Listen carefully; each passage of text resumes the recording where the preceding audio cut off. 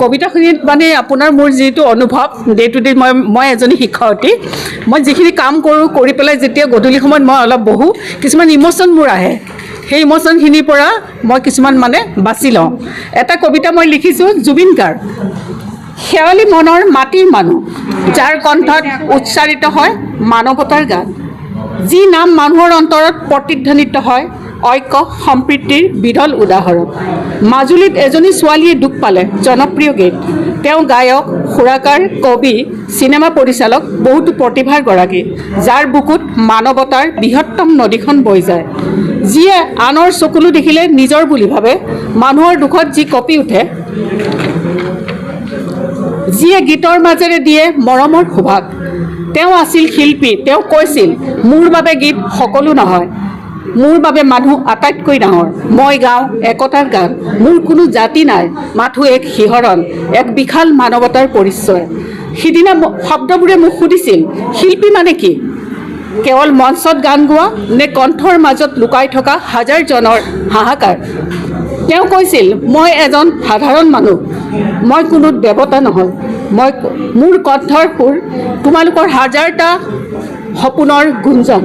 সঁচাকৈ সময়বোৰ পাৰ হৈ যায় ৰৈ যায় মাথো স্মৃতি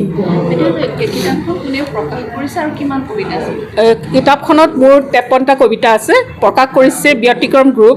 গ্ৰুপৰ ডক্টৰ সুমেন ভাৰাতীয়া ছাৰ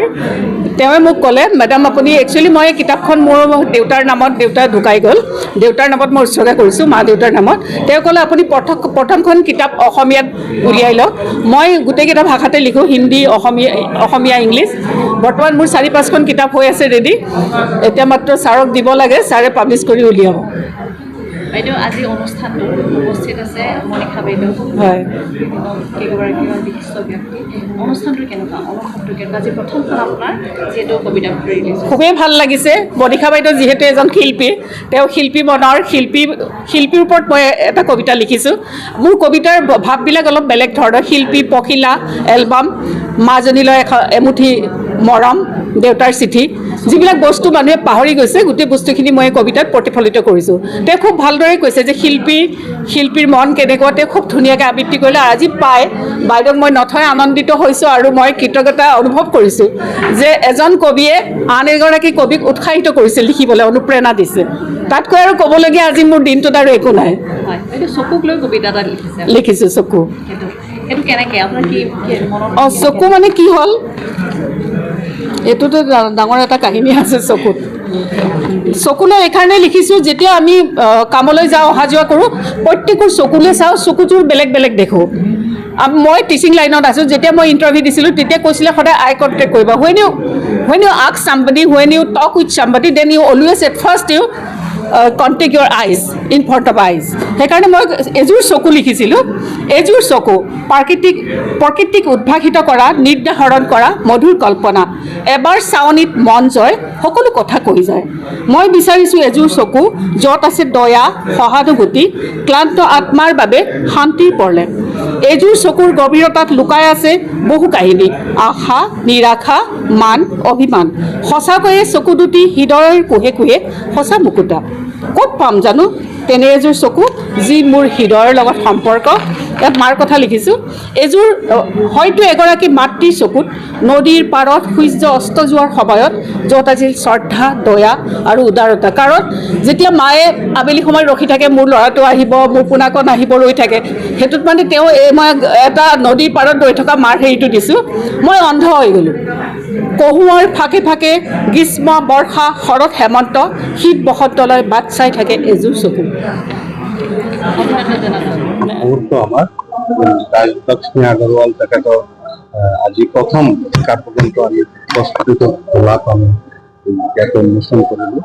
আৰু যেতিয়া এজন কবিৰ বা লেখকৰ প্ৰথম কিতাপ উন্মোচন হয় এইটো এটা সন্তান জন্ম দিয়া নিচিনা তো এইটো সঁচাকৈ এটা ভাল লগা মুহূৰ্ত আৰু ৰাজলক্ষ্মী আগৰৱাল তেখেতৰ জন্ম শ্বিলঙত তেখেতৰ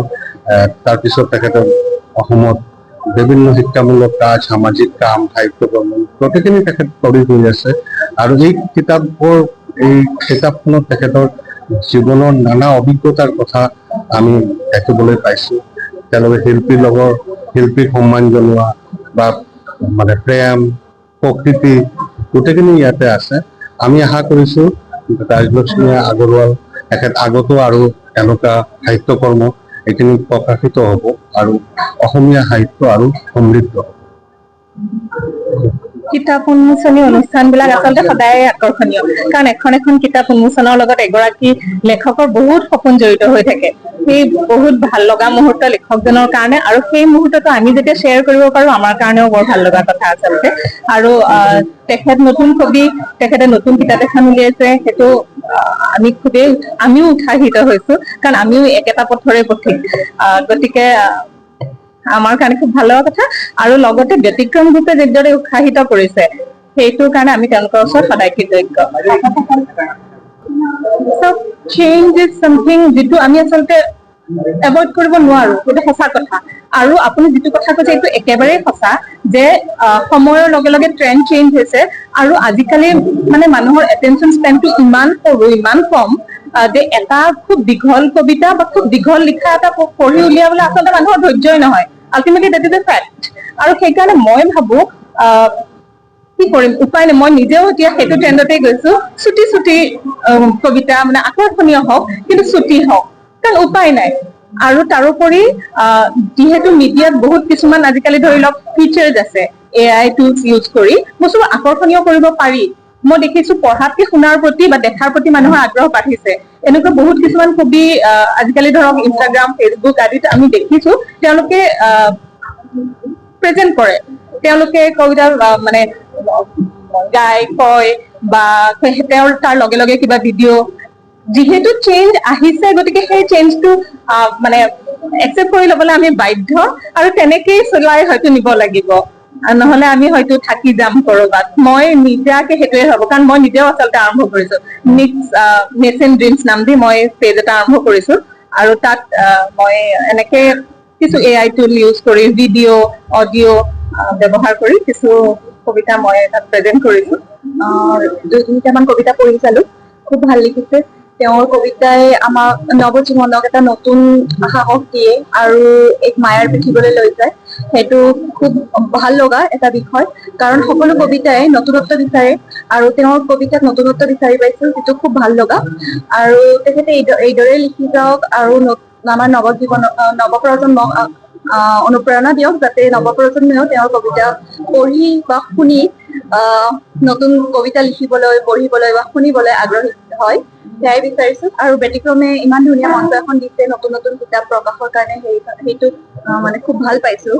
আৰু কবিসকলক এনেকুৱা প্লেটফৰ্মৰ আৱশ্যকতা আছিল, আৰু সেই প্লেটফৰ্মটো আমাক সুমন ভাৰতী ছাৰে আমাক দিলে, ত' সেইটো খুব ভাল লগা বিষয় আমাৰ। তেজৰ চকুৰ গভীৰতাত লুকাই আছিল বহু কাহিনী,